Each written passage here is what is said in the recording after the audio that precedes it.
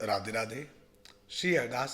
आज हम सभी पाप मोचनी एकादशी की पावन कथा का श्रवण करेंगे। आप सब अपना ध्यान बांके बिहारी जी महाराज के श्री चरणों में केंद्रित करें और एकादशी की कथा का आनंद लें। नमः कुंज विहारिण्यै, नमः कुंज विहारिणे, स्वामी श्री हरदासाय गुरुनाम गुरुवे नमः। राधा मेरी स्वामिनी, मैं राधे जू को दास, जन्म जन्म मोहे दीजियो, श्री वृंदावन को वास। वृंदावन सो वन नहीं, नंद गाँव सो गाँव, बंसी बट सो बट नहीं, कृष्ण नाम सो नाम। पाप मोचनी एकादशी। अर्जुन बोले, हे मधुसूदन, मैं ज्यों ज्यों एकादशियों के व्रतों की कथाएं सुन रहा हूँ, त्यों त्यों अन्य एकादशियों के व्रतों की कथाएं सुनने की मेरी उत्सुकता बढ़ती ही जा रही है। हे श्री कृष्ण, अब कृपा कर आप चैत्र मास के कृष्ण पक्ष की एकादशी के बारे में बतलाइए। इस एकादशी का नाम क्या है, इसमें कौन से देवता की पूजा की जाती है तथा इसका व्रत करने की क्या विधि है। हे गोपाल, यह सब मुझे विस्तार पूर्वक बताने की कृपा करें। श्री कृष्ण भगवान बोले, हे पांडुनंदन, एक समय यही प्रश्न पृथ्वीपति मांधाता ने लोमश ऋषि से किया था। जो कुछ लोमश ऋषि ने नृपति को बताया था वही मैं तुमसे कहता हूँ। धर्म के गुप्त रहस्यों के ज्ञाता राजा मांधाता ने लोमश ऋषि से पूछा, हे महर्षि, मनुष्य के पापों का मोचन किस प्रकार संभव है? कृपा कर ऐसा कोई सरल उपाय बताएं जिससे सहज ही पापों से छुटकारा मिल जाए। लोमश ऋषि बोले, हे राजन, चैत्र मास के कृष्ण पक्ष की एकादशी का नाम पाप मोचनी है। उसके व्रत के प्रभाव से मनुष्यों के अनेक पाप नष्ट हो जाते हैं। मैं तुम्हें इसकी कथा सुनाता हूँ, ध्यान पूर्वक सुनो। प्राचीन काल में चैत्र रथ नामक एक वन था। उसमें अप्सराएं किन्नरों के साथ विहार करती थीं। वहाँ हर समय वसंत रहता था, अर्थात उस जगह सदैव प्रत्येक तरह के पुष्प खिले रहते थे।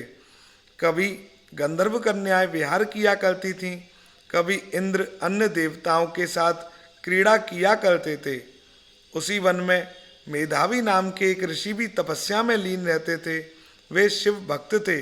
एक दिन मंजू घोषा नामक एक अप्सरा ने उनको मोहित कर उनके नैकट्य का लाभ उठाने की चेष्टा की। इसके लिए वह कुछ दूरी पर बैठ वीणा बजाकर मधुर स्वर में गाने लगी। उसी समय कामदेव भी शिव भक्त उन मुनि को जीतने का प्रयास करने लगे। कामदेव ने उस सुंदर अप्सरा के भ्रू का धनुष बनाया, कटाक्ष की उसकी प्रत्यंचा बनाई और उसके नेत्रों को उस मंजू घोषा अप्सरा का सेनापति बनाया। इस तरह कामदेव अपने शत्रु भक्त को जीतने को तैयार हुआ। उस समय मेधावी मुनि भी युवा तथा हष्टपुष्ट थे। उन्होंने यज्ञोपवीत तथा दंड धारण कर रखा था। वे दूसरे कामदेव के समान प्रतीत होते थे। उस मुनि को देखकर कामदेव के वश में हुई मंजू घोषा ने धीरे धीरे मधुर वाणी से वीणा पर गाना शुरू किया तो मेधावी मुनि भी मंजू घोषा के मधुर गाने पर तथा उसके सौंदर्य पर मोहित हो गए। वह अप्सरा मेधावी मुनि को कामदेव से पीड़ित जानकर उनसे आलिंगन करने लगी। मेधावी मुनि उसके सौंदर्य पर मोहित होकर शिव रहस्य को भूल गए और काम के वशीभूत होकर उसके साथ रमण करने लगे। काम के वशीभूत होने के कारण उस समय उन मुनि को दिन रात का कुछ भी ध्यान नहीं रहा और बहुत समय तक वे रमण करते रहे। उसके बाद मंजू घोषा उस मुनि से बोली, हे मुनि, अब मुझे बहुत समय हो गया है, अतः स्वर्ग जाने की आज्ञा दीजिए। उस अप्सरा की बात सुनकर मुनि बोले, हे सुंदरी, संध्या को तो आई हो, प्रातःकाल होने पर चली जाना। मुनि के ऐसे वचनों को सुनकर अप्सरा उनके साथ रमण करने लगी। इसी प्रकार उन्होंने साथ साथ बहुत समय बिताया।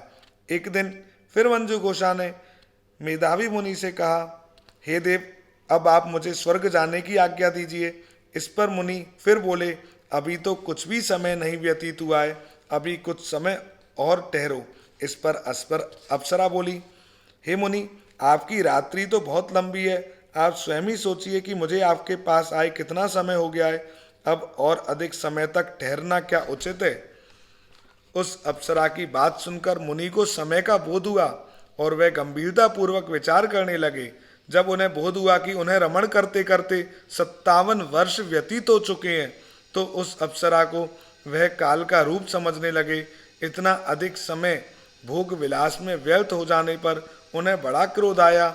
वह अत्यंत क्रोधित हुए और उस तप नाश करने वाली अप्सरा की तरफ भ्रुकुटी तान कर देखने लगे।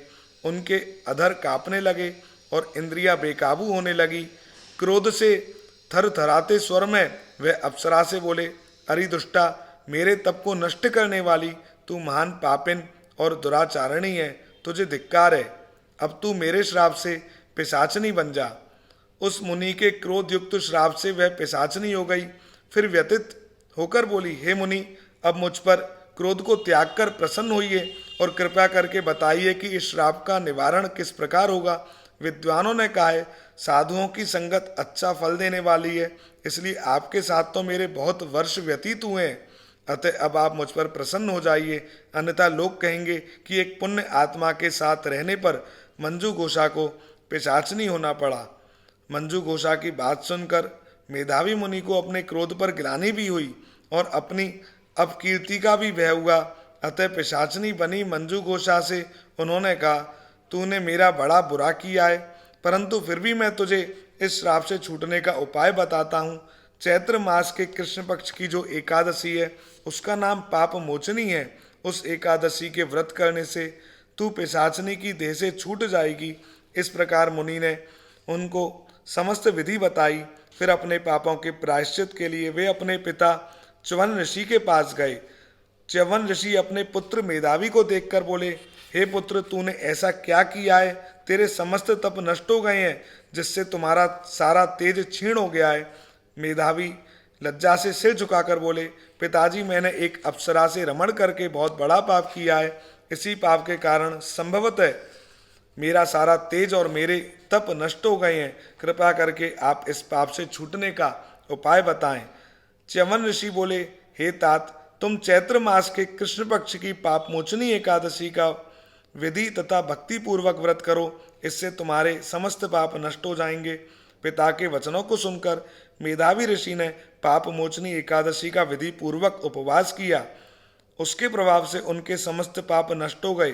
मंजू घोषा अप्सरा भी पाप मोचनी एकादशी का व्रत करने से पिशाचनी की देह से छूट गई और सुंदर रूप धारण करके स्वर्ग लोक चली गई।